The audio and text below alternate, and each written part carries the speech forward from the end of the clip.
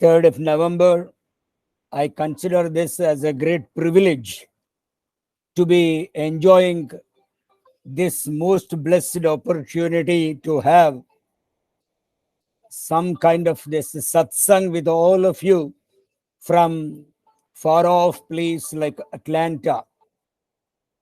As Mr. Ravi mentioned, I was very much there sometime back, long ago, personally, and I enjoyed interacting with all you over there. That was a blessing on me by Bhagavan Baba. We are all extremely fortunate for one reason. The reason is most of us have seen God walking on the planet, and also we enjoyed the opportunity to interact with him, to listen to him speaking to us, guiding us, chiseling us as wonderful instruments in his hands, with special reference to one particular purpose. It is always said through scriptures and also Bhagavad Gita, when Bhagavan in the form of Lord Krishna spoke to Arjuna, made it very clear that yada yada hi dharmasya glanir bhavati bharata, whenever there is a decline of dharma, I incarnate on the planet and guide people to be on the path of what is called as righteousness. This is a wonderful term which should be ringing in your minds 24 hours without any kind of relaxation. Righteousness should be your watchword. Righteousness, I do not know whether it encompasses in English the meaning that we use it as we use it in either Sanskrit or in Telugu when we refer to it as dharma.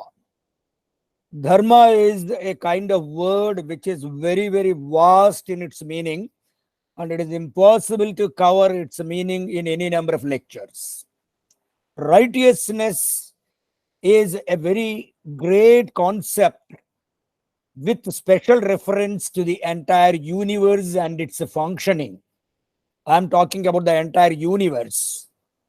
I'm not talking about the world. Whenever we talk about world, Bhagavan Baba used it to say, maybe you are talking about one galaxy, which we understand because we are taught about a galaxy through our courses in our colleges and educational institutions. But our scientists, in their wisdom, gave us to understand that there are millions of galaxies like this outside the galaxy to which we belong to, probably. Now, when Bhagavan said there are millions of galaxies outside this, he said that when he referred to Yashoda Mata, when she asked him to show his mouth, he has to smell in case he was eating mud, she was baffled to see Vishwa. Vishwa is the entire universe Swami showed in his little mouth. And Yashoda Mata's life was sanctified.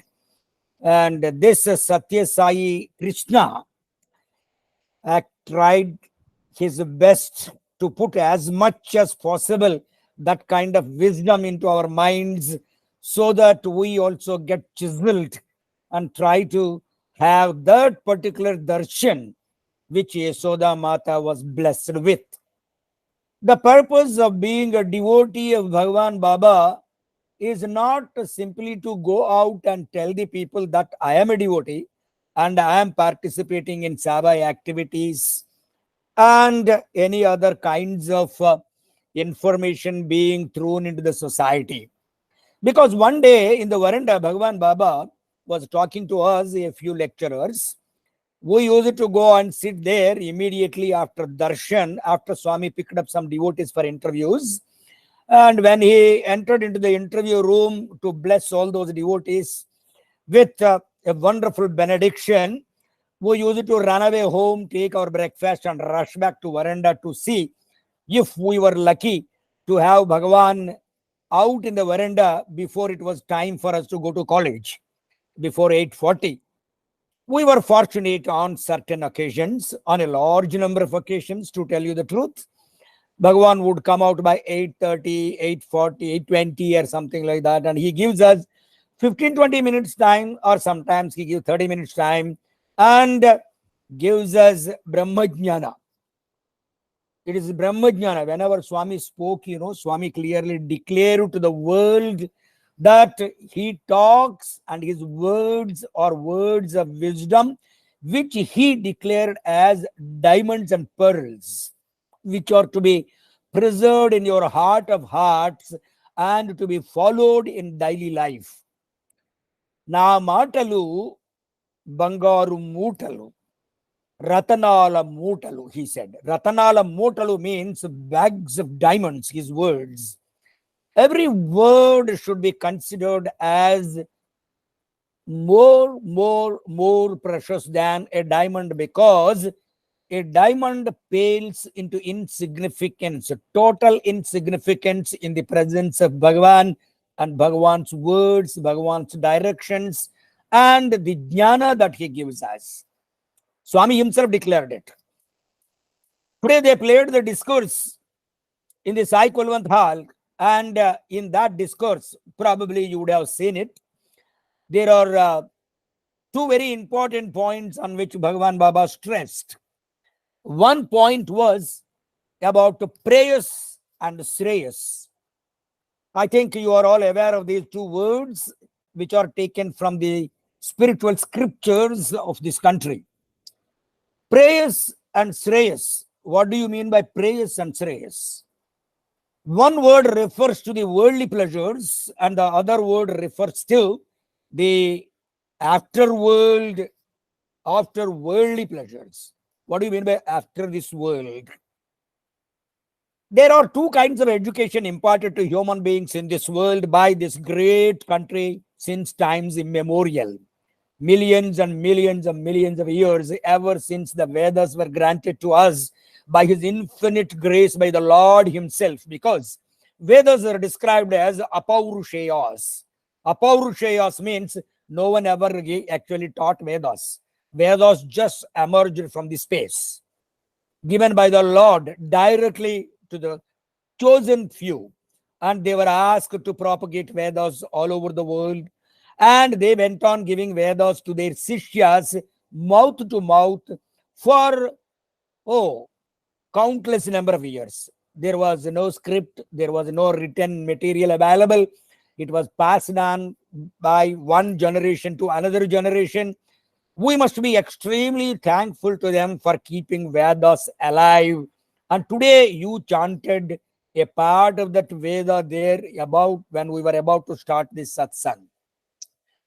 The most important thing is Swami took a great interest in reviving the Vedas and make the Veda chanting popular all over the world amidst all of us, among all of us, for one reason.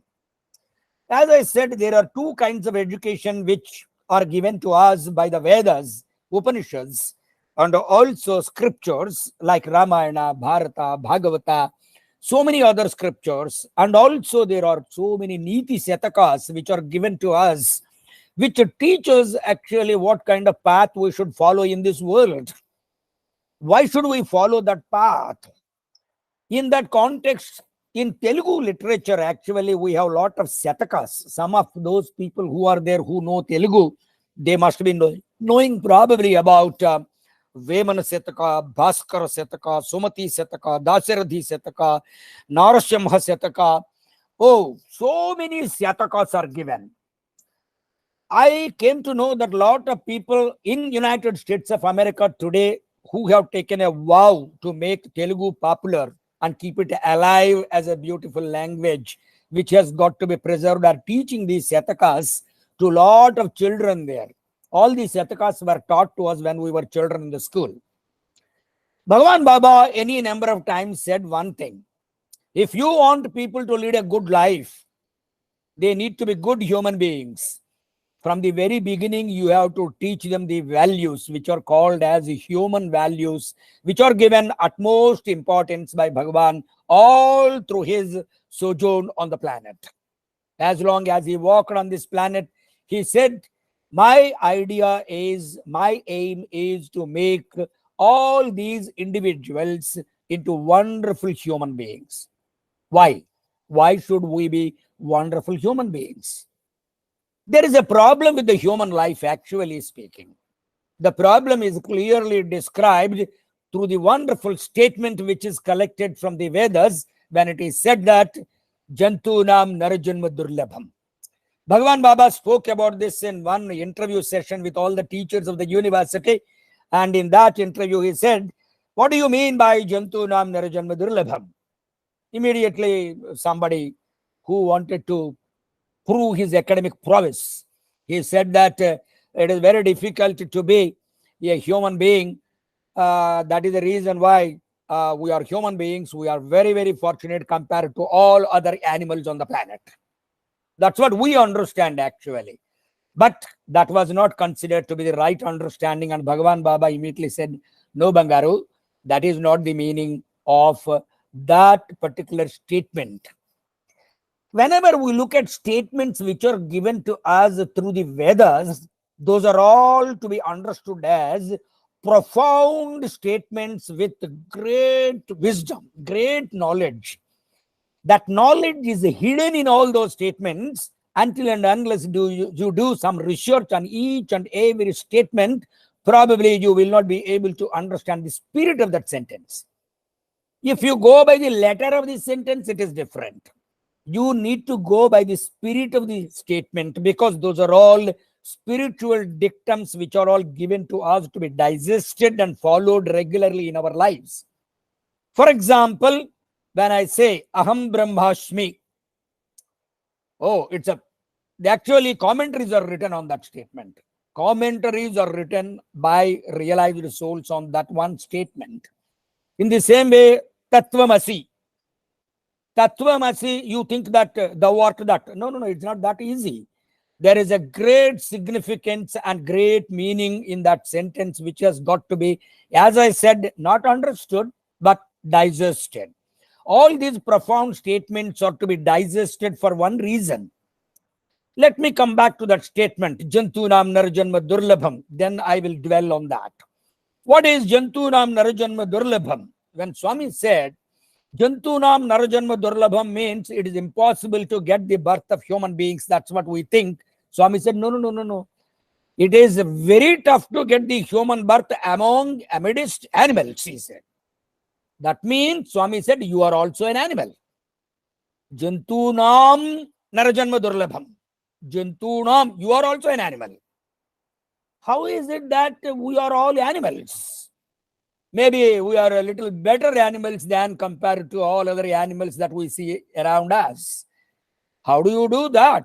Bhagavan Baba said, you come to my fold and then I will see to it that you are graduated to a higher status and become a finer and a good human being from the status of an animal.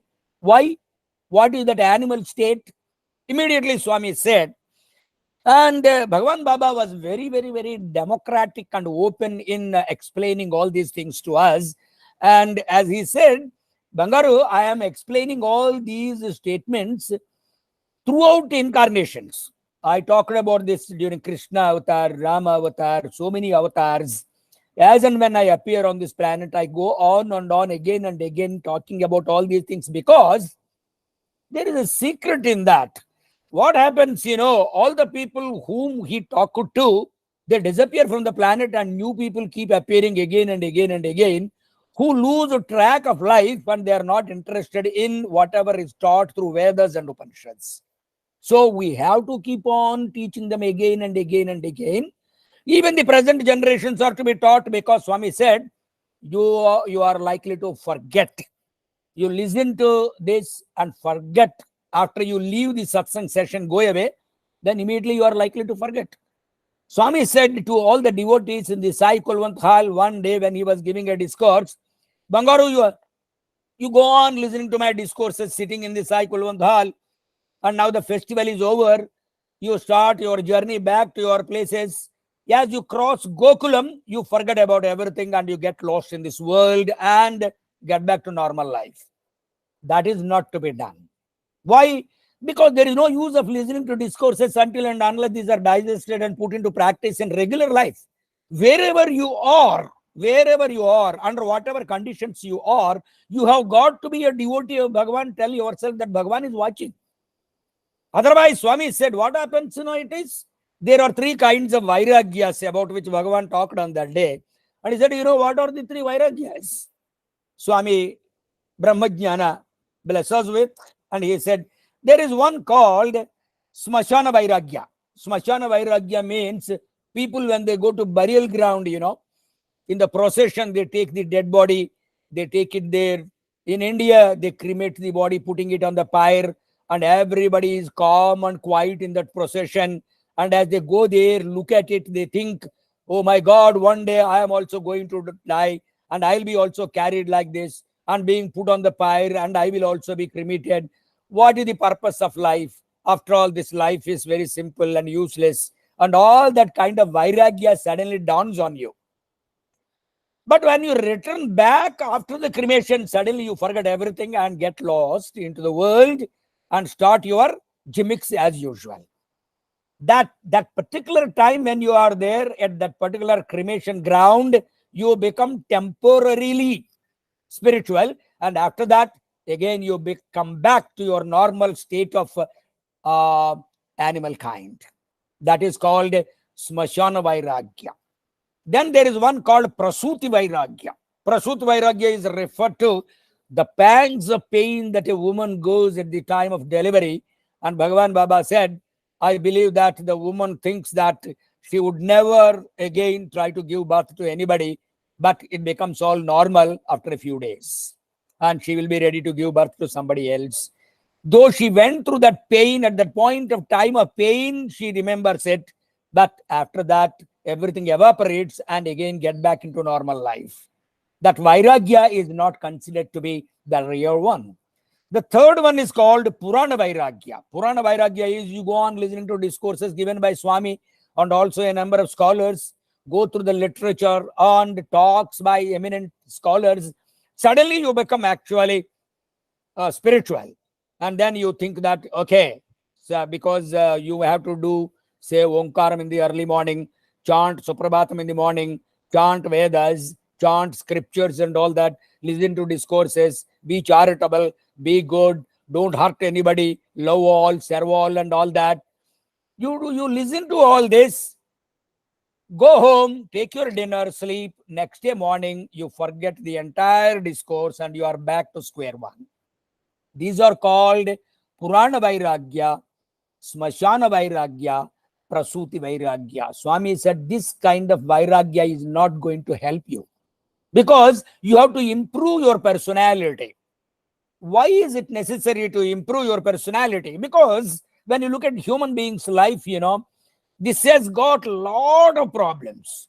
Millions and millions of problems haunt us. How do you know that millions of problems haunt you? Swami was asking us one day, whom do you consider as your enemy? Somebody will say, maybe there is somebody who is harming me, who is trying to harm my interests, so I consider him as my enemy. Or somebody who is trying to rob of my wealth, I consider him as my enemy. Who is competing with me and trying to dominate me, that is my enemy. And so many kinds of enemies you refer to when you are asked as to who are your enemies. Bhagavan Baba said, no, Bangaru, no. That is not the kind of understanding that you should have about an enemy.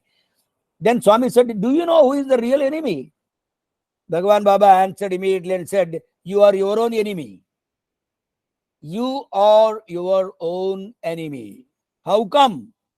Because there are a lot of animal qualities in you. There are a lot of enemies within you rocking you 24 hours. All the time they are rocking you. They are within you.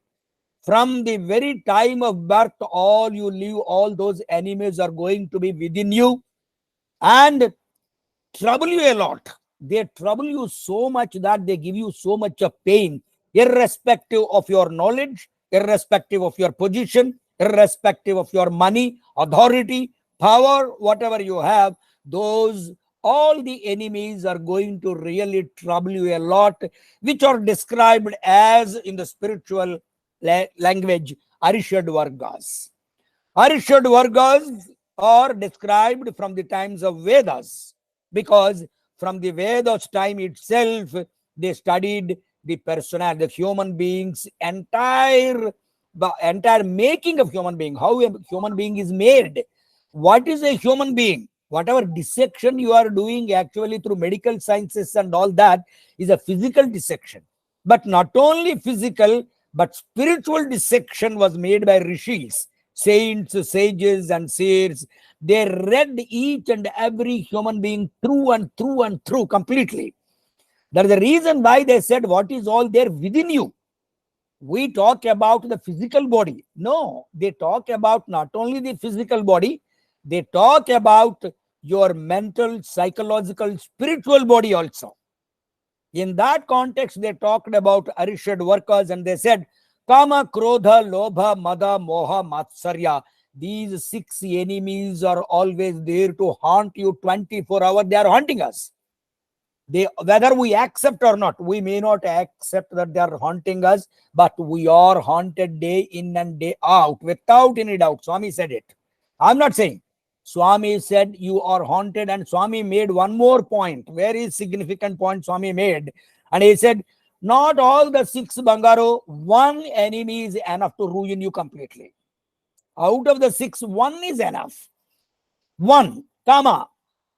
When you talk about Kama, Swami gave an example and he said, actually Kama in Sanskrit is called as desire.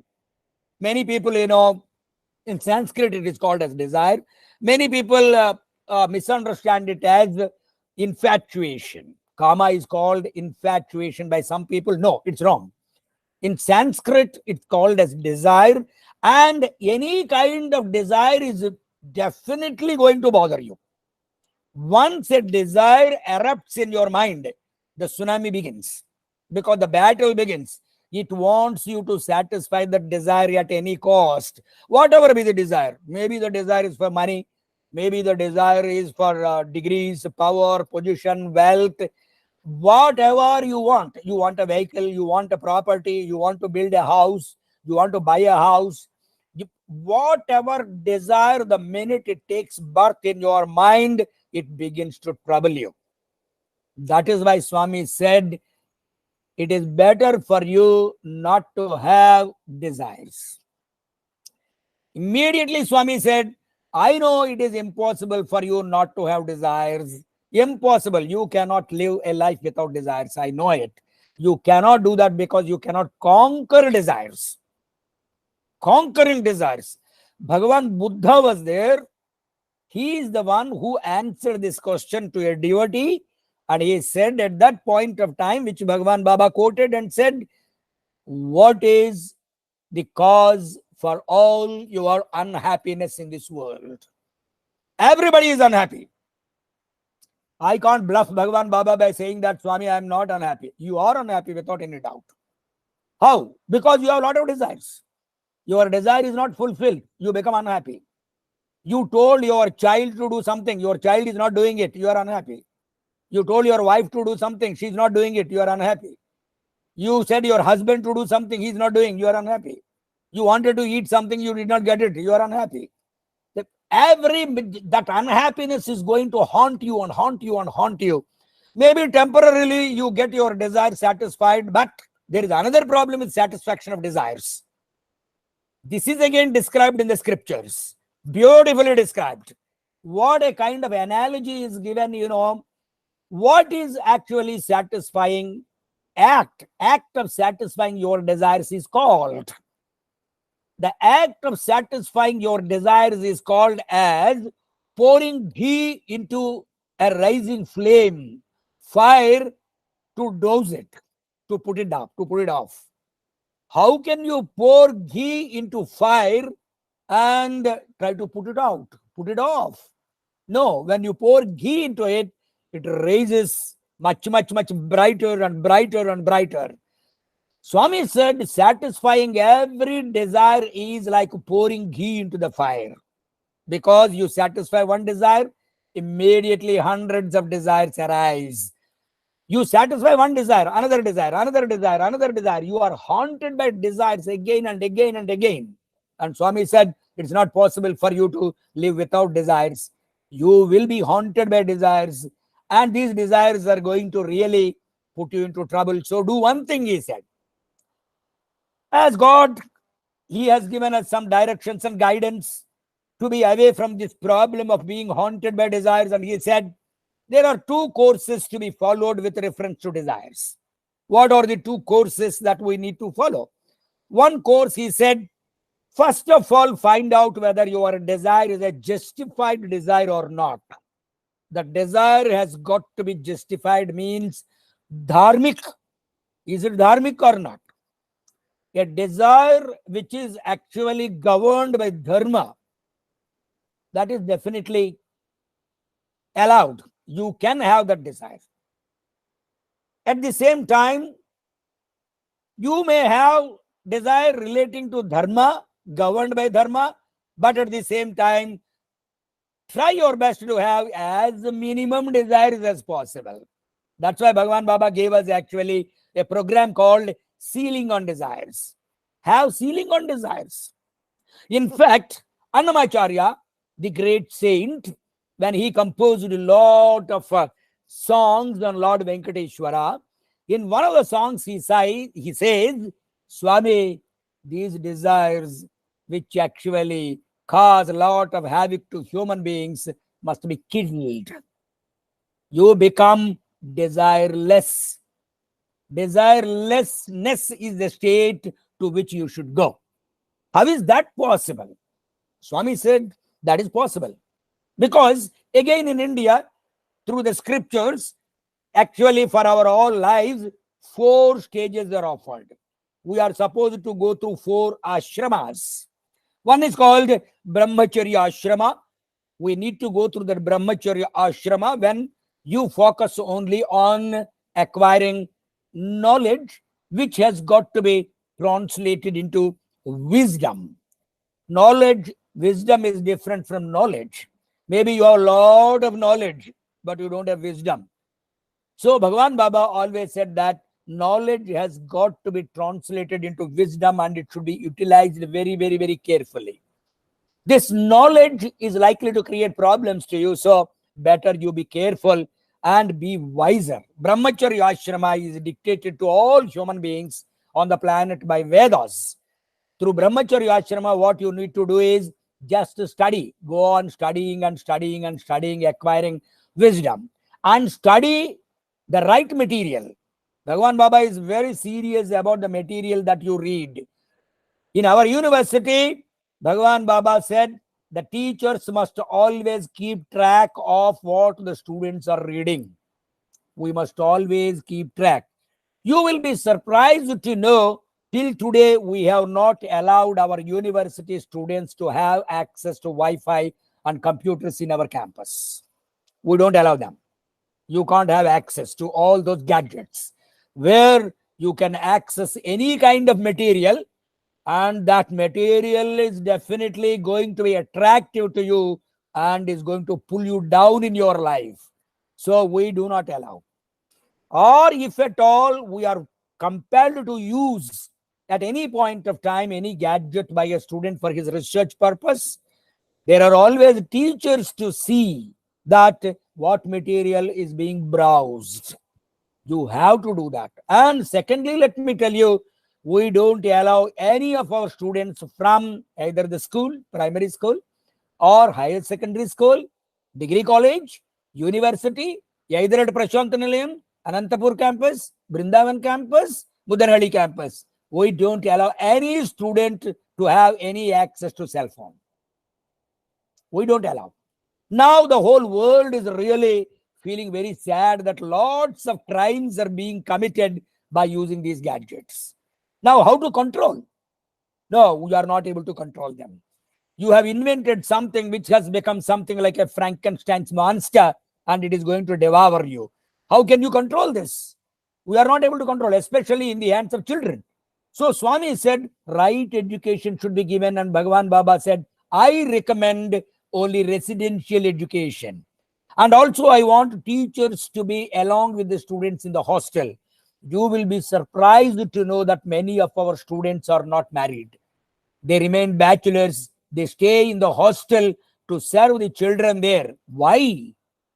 Because we are taught by Bhagavan Baba that the students are not the children of somebody else approaching us to Prashanta Nilayam to have education.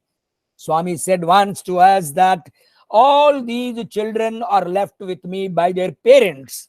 They bring their children to me. For example, we have children from Visakhapatnam, Hyderabad, Delhi, Bombay, Calcutta, Madras, so many cities where there are wonderful educational institutions are available to them. But when they don't go there, they come to Prashanta Nilayam, their parents come here. They leave their girls in our Sathya Sai and Chauhar Learning Anantapur campus, boys in our campuses. Why? They have wonderful education. They have money. They can afford that education there. They can put them there from home. They can go there and study. Why do they bring them here? Swami asked us that question. Why do you think that all these people who have got the capacity to finance their education to any extent, to bring them to Prashant Nilayam, which is a remote village-like place, international global village, a small village, why do they bring their children to this university established by me? Because they have faith in me. They know that under my guidance, having my darshan, my sparshan, my sambhashan, by being here in my university, I will take care of them, and they will be really tuned into wonderful human beings over a period of time, because they come here to join from first class onwards. They complete their PhD and go out as wonderful human beings ready to serve the entire world. Wonderful human beings. And then Swami was talking to us and told all the teachers on that day, when he was talking about this, he said, now their parents have got faith in me, so they are leaving their children with me. And now what I am doing, I am transferring that burden onto your shoulders. You teachers must take care of that and see to it that whatever faith their parents are reposing in me is really fulfilled. So now every teacher should consider every child in the university as his own child, Swami said. Be careful, he said. And also he said one more statement he made, a very powerful statement Swami made. Not only you, wherever there are teachers all over the world, when they go to the class and they teach the children, considering them as not their children, so they need not take care of them. They should be careful. If the children are spoiled, God will spoil their children. This is karma philosophy, karma theory. You have to consider every child as your own child, because Swami said, your own children are kama putras, putras born out of kama, desire, whereas other children sitting in your class are prema putras. Prema putras deserve more love. After all, if your child is spoiled, only one child is spoiled, but all the prema putras sitting in your class are to be taken care of much better than your own child. A kind of discipline is put into our minds by Swami, where we always bother about serving the society only, and we are not so much bothered about ourselves, because Swami told us, I will take care of you, you take care of my children. This is a dharma. This dharma I want everybody to understand.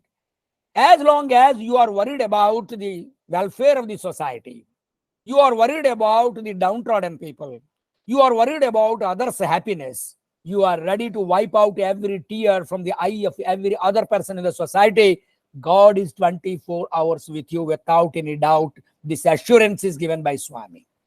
So that wisdom, that knowledge has to be cultivated, where we understand that we live for others all the time. You live for others. Don't live for yourself. Living for yourself is selfish. Don't be selfish, because Swami said fish is better than selfish. Because fish at least cleans the water wherever it is swimming. What are you doing? You are spoiling the society by being there in the society, being selfish. No, you are to be an asset, because you are a human being the ultimate creation of God. God has made you in his own reflection. Hence, you have to go through this brahmacharya ashrama. When you acquire knowledge and knowledge and knowledge, that is good not only for you, also for the entire world. Definitely not that kind of knowledge or wisdom which is dangerous to the society. What is the use of coming out with a dangerous wisdom, dangerous knowledge, which contributes to the destruction of the world? Are we here to cause pain to others? Are we here to make other people cry? In India, through the spiritual wisdom, through Vedas, Upanishads, we went to such an extent with the spiritual wisdom that you are not allowed to speak even a single word which hurts others. Which hurts others, single word. You cannot use a harsh words to anybody. Bhagavan Baba told us very clearly, when you speak, mind your language. Your language must be spiritual language, very fine language, soft language, delicate language, good language, pious language, pious words. Why? Swami said that in his incarnation as Krishna, when he spoke through Bhagavad Gita, he declared there, I believe, as per Bhagavan Baba, that talking is called as Vachaka Tapas. Vachaka Tapas means speaking is as good as penance. It is penance. So whenever you are speaking, you have to be careful, because if you use a bad word and cause any pain to some other human being, he is not human being, he is Atmic reflection of God. There is a pious soul in it, and the soul is injured by your word, and you have to reap the consequences of that word. That is why in India it is taught. You are all aware, because you are all devotees of Bhagavan Baba. You must have gone through a lot of literature of Swami. You are chanting Veda. You are participating in so many programs of Bhagavan Baba. So Swami said a lot of times, Swami recommended silence. Silence is considered as the most important practice that all Swami devotees must practice. Maintain silence to the maximum extent possible, and don't speak until and unless it is necessary. Absolutely necessary, and speak only that much which is required. Silence is practiced by all spiritual seekers in India, and we have actually the great Mauna Muni, Ramana Maharshi himself, who always practiced silence. Bhagavan Baba spoke very less. Whenever he spoke, you will be surprised to know, with a special reference to Ramayana, whenever I think of Swami speaking, I get back to Ramayana, where Valmiki described how actually Sri Ramachandra Prabhu spoke. Said Mrudubhashi, Hitabhashi, Priyabhashi, Porobhashi. So many adjectives are used to Sri Ramachandra Prabhu. Hitabhashi, Mrudubhashi, Priyabhashi. Oh my God, so many words. Porobhashi. Then he goes first and he speaks. He addresses to people. He doesn't expect other people to come and say hi to him. You can go and say hi to others. Maybe some people are egoistic. They say, why should I go and say Sai Ram? Somebody, but let him come and say. No, there's nothing wrong in going and saying Sai Ram. And at the same time, Priyabhashi. Priyabhashi is speaks smilingly, lovingly. Each and every word must be spoken very, very, very in a nectarine manner. So when people should feel like listening to you, they should think that, it is good to speak to this man. When you are speaking harsh words in a harsh manner, nobody would love to speak to you actually. You should never be like, no harsh word should come out of your mouth. It is not allowed in the spiritual context of life in India. Never a word should be used. Harsh words are never to be used. Mrudubhashi, Hitabhashi, always speak lovingly. Always speak in a positive sense only. In a positive way. Saying things positively is always good for not only you, for everybody else. We must cultivate that habit of speaking in the most positive manner. No question of bad language to be used, even harsh messages to be conveyed. In that context, Swami talked about Satyam Bruyam Bruyat Priyam Bruyat. When you say Satyam, if it is truth, you speak. Truth you should speak. Satyam apriyam na bruyat. The truth which is actually not considered to be good, not to be spoken. If you want to speak, you be careful in conveying something which is not truth, or a harsh thing to be conveyed in a different way completely, so that you don't cause any pain. That is possible only when you think that every other human being is not a human being, physically speaking. He is Atmic force. There is Atma in him. There is a God, divinity in him. So Bhagavan Baba told us, whenever you are greeting others, say Sai Ram. When you say Sai Ram, you are saying Sai Ram to other man, not as a human being, but the soul within him. Sai Ram, the Atma within you is addressed by the Atma within me. And when I fold my both hands, Swami said, you know what you are doing? 5 Jnanendriyas, 5 Karmendriyas, all the Indriyas, bring them together, put them to your forehead, bow down and say Sai Ram. Whoever he is, either an elderly person or an youngster also, there is nothing wrong in doing this, because in the youngster you are seeing Atma, you are seeing Swami, because Swami dwells in everything existing in this entire universe. So you have to say like this, and Swami on a number of occasions said, don't say hi. Don't say like this, hi, hello, hey, and all that. He said, there is a culture given to human beings by scriptures in this world. There is a very, very, very rich culture given to you. Don't forget that. Culture is very important. Refine your mind, refine your soul, refine everything that you are getting into it. What is culture? He said. Culture, Swami defined as concern for others. If I say a word, somebody will be hurt. If I do something, somebody is getting hurt, don't do it. Don't harm anybody. Don't try to think of harming others at all, even thought. As I talked to you about the Arishad Vargas, Kama, Krodha, Lobha, Mada, Moha, Matsarya, Arishad Vargas, there are also other instincts in us which are clearly described by Bhagavan Baba. Every instinct in human beings is described by Vedas, which is brought to us by Swami, saying that I am reminding you of all these things to you so that you will understand these and practice all these values in your life. For example, Manasyekam, Vachasyekam, Karmanyekam, Mahatmanam, Swami said many times. Manasyekam, Vachasyekam, Karmanyekam, Mahatmanam. Who are the Mahatmas? Who are the good people? Manasyekam, Vachasyekam, Karmanyekam. Whatever you think in your mind should be spoken in words. And whatever you are speaking should be put in practice. Then only you are a real good human being. Nobody knows what is there in your mind. Nobody can read your mind outside, but it is your responsibility to keep your mind pure and pristine. That comes out of practice. You have to practice it. To keep your mind cool, calm, pristine, pious, spiritual, it is your job. Why? Again in Bhagavad Gita, Swami said, and Swami quoted it, Abhyasa Vairagyena Sarvam Sadhyam. Abhyasa Vairagyena. What is Abhyasa and Vairagya? Abhyasa is practice. You have to practice everything. Did you not practice walking? You are not walking when you were a kid. You practiced it slowly, slowly, slowly, and you are walking now. Did you not practice how to eat food? Did you not practice how to dress yourself? Are you not practicing how to drive a vehicle? Are you not practicing? You are practicing so many things. Out of practice, you gain so many things in the world. Why don't you practice? Or why don't you guide your mind on the track where no bad thoughts come to you?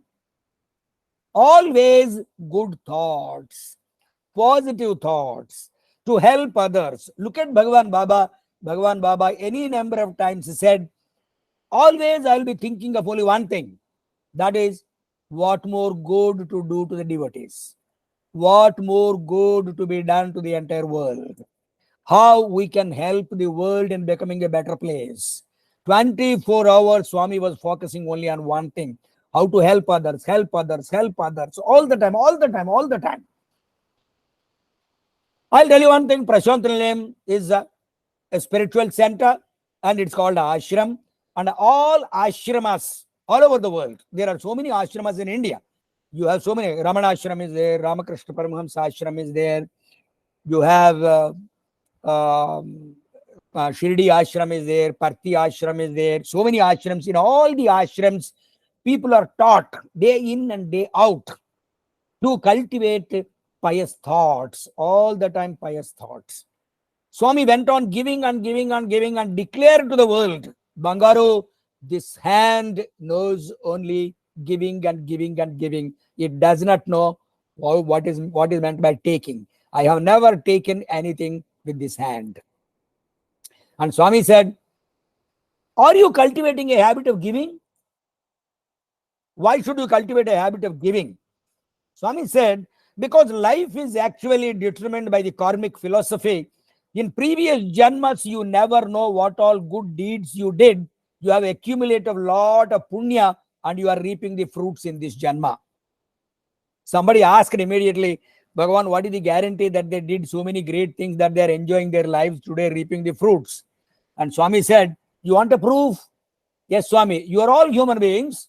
Why then so many people are begging on the road near bus stand? Why people are all standing on the roadside with a note? Give me something, I don't have food, give me bread, give me 10% cents or $1 or something like that. Why so many millions and millions of people don't have clothes to wear? So many people don't have houses to live in. Many people don't have water to drink. Many people don't have, let me go a step further. Why is it that many people don't have legs, hands? Why they don't have eyes? When they are deaf? Why they are dumb?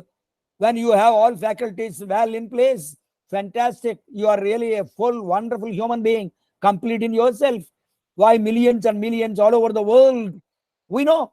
Look at South Africa. There are so many people. Look at India. On the pavements, so many people are there. And they are not protected against the natural forces. How all these things are happening? Why you are like this? Why they are like that? Second question Swami asked, go onto the road and watch the donkeys, dogs, pigs, so many animals. Why those are like that? Why are you like this?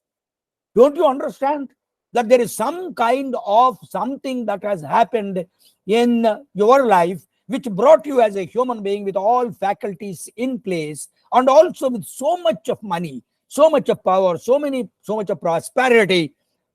You did something. That is the reason why you are reaping the consequences today. And it is definitely your job today to accumulate more and more punya so that in case you come back. Swami said, in case you come back. What is the guarantee that you do not come back? And what is the guarantee that you do not come back in some other form?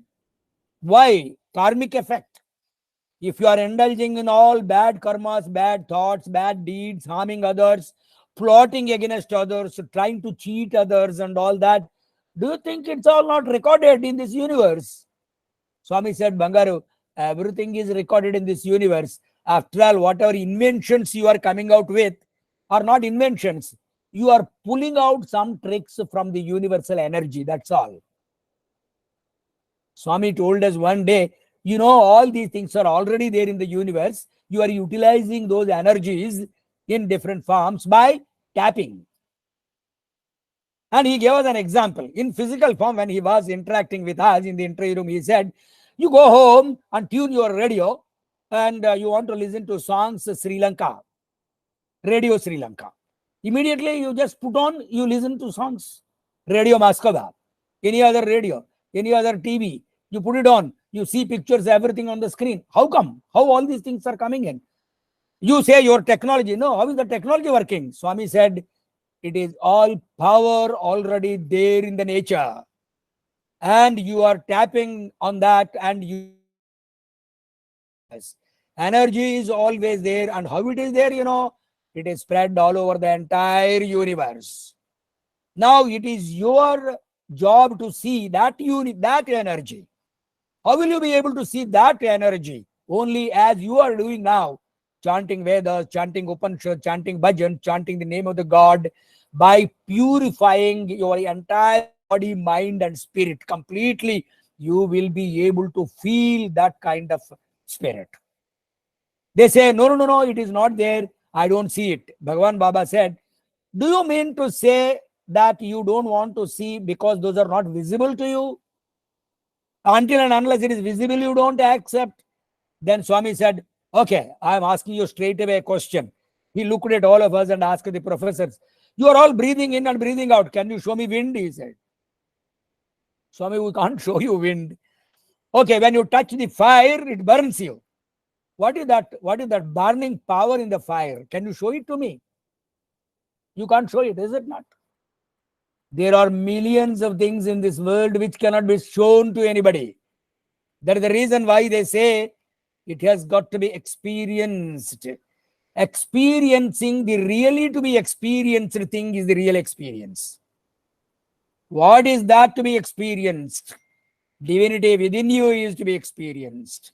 When once you experience it, now is it possible? Is it possible at all? Yes. Ramana Maharshi experienced it.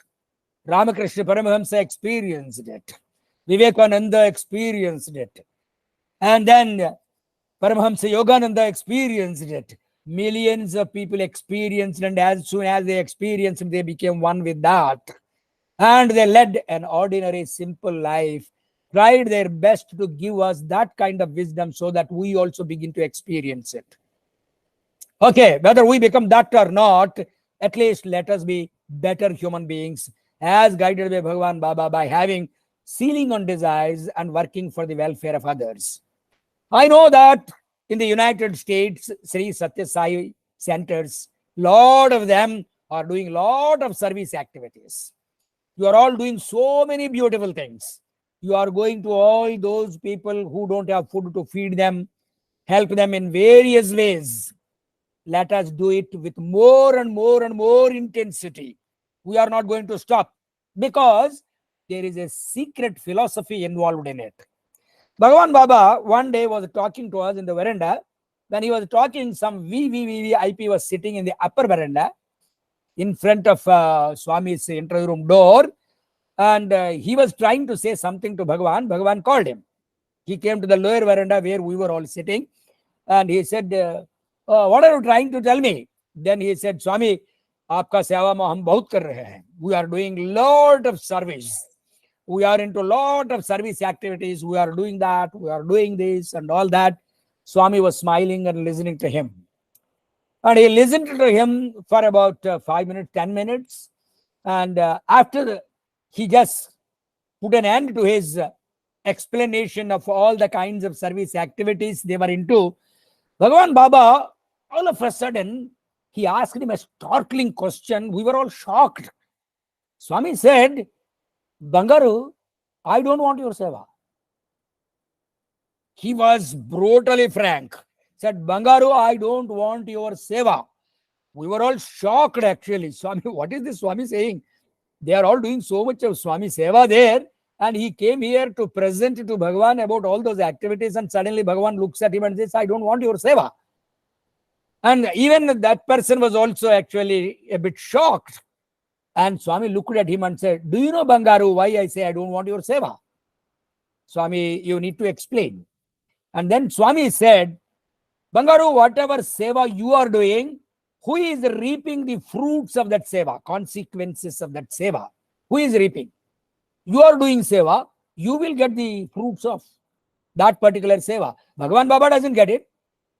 I don't get any, whatever seva you do, you get the fruits and you enjoy the fruits of that seva either in this life or in next life or in next life or whatever it is." It is a mistaken notion to think that you are serving Swami. No, no, no, no. Swami says, "I am putting you on the track of seva so that you sanctify your life and you actually lay foundations for better life either in this life or next birth. Go on serving, serving, serving, serving. And also, how do you know? How do you do that seva? Without expecting anything in turn. Don't expect anything from even Bhagavan Baba also that he should shower his grace on you because you are serving him. No. Don't have any, simply go on doing. Why? After teaching entire Bhagavad Gita to Arjuna, Swami, as Lord Krishna, probably thought, oh, it was a tough lesson. Maybe he did not get or digest the entire lesson. And then he ended up by saying only one thing. Maybe you found it very tough to understand, as we find tough to understand Bhagavan's messages. Do one thing, he said. What? Just do my command, he said. Just do what I'm saying. Go ahead and do what I'm saying. Whatever I'm saying, put it into practice. So just do. Don't worry about consequences. Swami is asking you to enter into seva activities. Go on doing seva activities. And when you are doing seva activities, you feel the joy within you. When a man is walking in the hot sun and comes in a village in India to a house and taps on the door, and when the person inside opens the door and says, "What do you want?" He was scorched. His throat is dry. He was not able to speak. He was very, very, very thirsty. And he looks at him and gestures to him, "I need water. I need water." And the man rushes inside, brings a glass of water and gives him. And the thirsty man drinks one glass of water and looks at the other man with great relief. The ananda that you see on the face of that man who drank that water is something divine, if you are able to read his face. In India, from times immemorial, we are taught. I am from basically a village, a remote village. Our village is an Agraharam, where Vedic scholars were chanting Vedas when I was a boy. I was brought up in that village. And our kind of bringing up was, highly fascinating. When I came to Swami, I was reminded of all those things which my people were following in my village, because it was a village where all people chanted Vedas, all Vedic scholars lived. Even today, lot of scholars to perform that yajna in Prashanthalam come from my village, East and West Godavari districts. We were taught in our village from our childhood, when somebody comes and knocks on your door and he says, "Bhavati Bhiksham Dehi," kindly give me some food. A beggar stands at your gate and says, "Give me food." And my mother, my father, my grandfathers, my teachers, my gurus in my village told me when I was a boy, when somebody stands there and says, and you are ready to take your food, you are sitting in front of your plate, you are mixing your rice, everything, and they told me, "Stop immediately, wash your hand, rush out and find out what food is available in the house, give it to him immediately, and give the best food available at home." The best food. Never try to give something which is not good to a beggar. That is a sin. Never do that. Whenever you give something to others, give the best in your house, the best possible from your pocket. It is a sin to give something bad which cannot be utilized by him or harms him. Let us know the dharma. So we were told, rush immediately, give that beggar. And the Veda that you chant, actually there is a meaning in it which was chanted by them. When we say that, and I give, how do you give it? You go there, look at the beggar, and in your heart of hearts, you need to tell yourself certain very, very important spiritual principles, I tell you. These are very important principles Swami repeated to all of us in the interview room also. I was thrilled. I am inspired by all those teachings of Bhagavan Baba. He said, look at the beggar and tell him, "I thank you, sir. I thank you, sir." Sir, to a beggar, "I thank you, sir, for what you know. You are blessing me with an opportunity to give you some food today. And I am fortunate to be sharing a piece of bread, some food with you today. And you blessed me with this opportunity to give you that food. And kindly accept this food. And while I am giving you this food, I am ashamed." Why are you ashamed when you are giving food? Swami said, with shame, a sense of shame, you should give, saying to yourself, "Swami, please accept whatever little I am giving you. I am able to give you only this much. I am not able to give you more." You need to feel a sense of shame when you are giving, because you are not giving away everything, but it is justified. You are giving him. Why should you do all this? I am giving only this. It is an opportunity. You give this and all that. Swami said, if you don't give, what happens, Ask him to get out. One, you committed a sin by shouting at him. It is a sin to shout at him. You have no business to shout at him. So let him go. In case you don't want, you keep quiet. And second thing is, If you don't give, don't think that he goes away without food. He goes to the next door and there is a mother. There is a kind-hearted mother who gives and who actually gains that opportunity and gives food. So, whenever an opportunity is knocking on your door, Bhagavan Baba said, even if it is midnight, what you should do is you should get up and rush to help others. So, seva is actually not something that you are doing to others, you are doing to yourself. So, today also Swami said, the path of praise and also shreyas. Prayas is working for others, for the next world. Shreyas is working for yourself. Let us all resolve that we give more importance to others.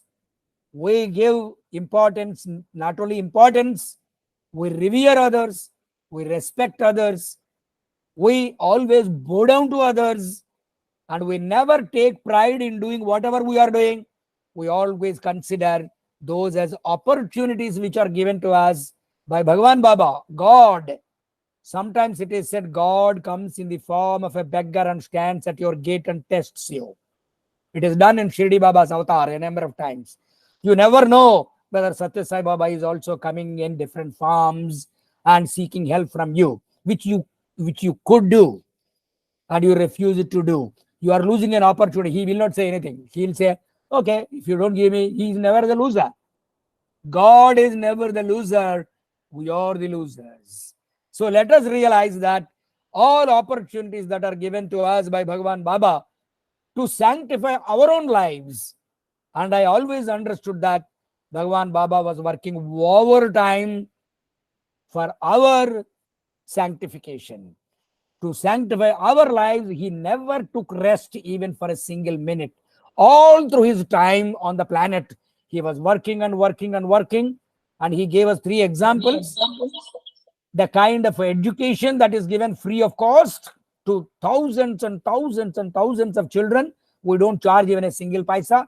We give the best kind of education.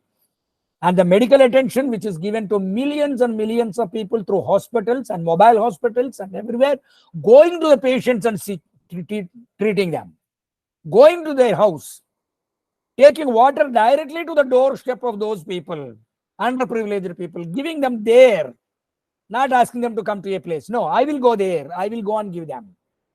Bhagavan Baba is a shining example of divinity, how divinity does it. So, it is very important for us to understand the philosophy of Bhagavan Baba. I would like to close this with one wonderful episode that happened long ago with Bhagavan Baba. One day, I believe, long ago, 50, 60 years back, Swami was in his room and he was to come out and give darshan. In the afternoon, it was summer. The sand was scorching. Devotees were all sitting on the scorching sands. And Swami was to come out. And it was extremely hot and Swami was running temperature on that day. Some kind of a high temperature. Swami was running temperature when he was in the body because he always took somebody's favor on him, somebody's problem on him, and he suffered it for some time and he relinquished it. That way helping the devotees to get cured of. So he used to take others' problems on him and suffer that problem and help those devotees. Swami, it was usual practice for Swami. So one day he was running 104 temperature and so VIPs went there and told him, Swami, you are already running 104 temperature. Please don't come out and don't give darshan. It is extremely hot. We pray to you, Bhagavan. Please don't. You can suspend today's darshan. There is nobody to question you. Swami didn't say anything. It happened 2, 3 times, 4, 5 times. Many people came and told him. And finally, I believe, Bhagavan looked at all of them and said, who is there saying that I am going to give darshan now? Who said, I am going to give darshan to all the devotees waiting outside? They said, oh Swami, you are not going to give darshan? Then we are very happy that you are not going to give darshan. And we are very happy that running temperature, you don't go out now.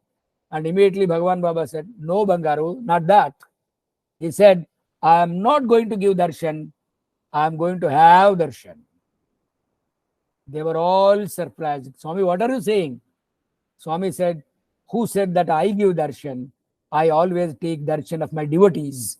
They are all sitting in the hot hot sand and waiting for me. When I go and take their darshan, I am really extremely happy.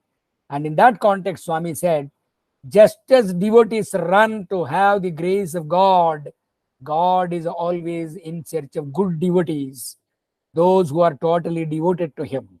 So it is our effort. We have to put in a lot of effort to gain His grace. All the activities that we undertake are to be offered at His lotus feet. On this birthday of Bhagavan Baba, let us once again resolve that we offer everything that we do in the name of Seva at His lotus feet and say, Karishye Vachanam Tava. Thank you very, very much for this wonderful opportunity to share some of my thoughts with all of you. And I'm extremely grateful to Bhagavan Baba Varu for blessing me with this wonderful opportunity to be able to share some of my thoughts with all of you at Atlanta and in various other places. Jai Sai Ram.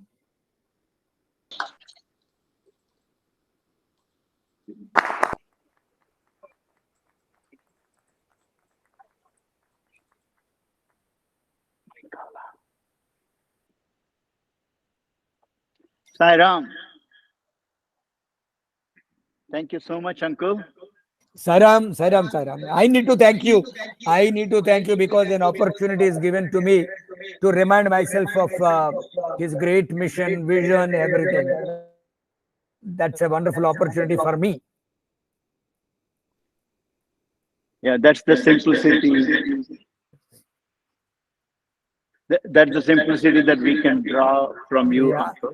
yeah. Thank you very, very much. Thank each and every one of you there.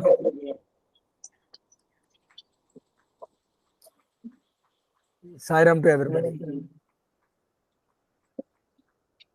So, Uncle, if you don't mind, maybe mute your phone for a minute, your connection. Sai Ram. One of the connections.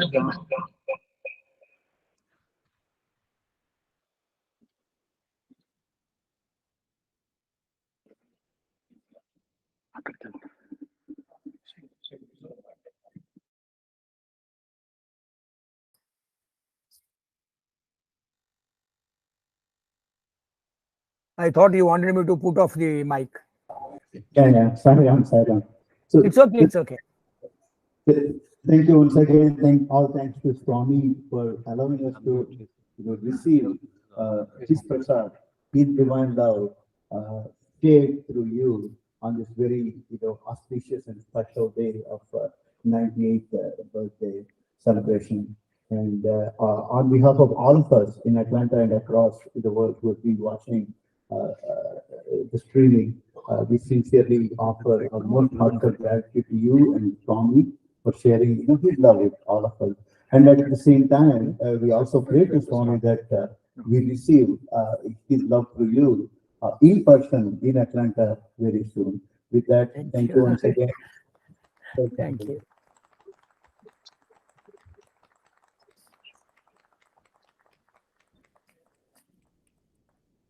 Thank you. Can end it.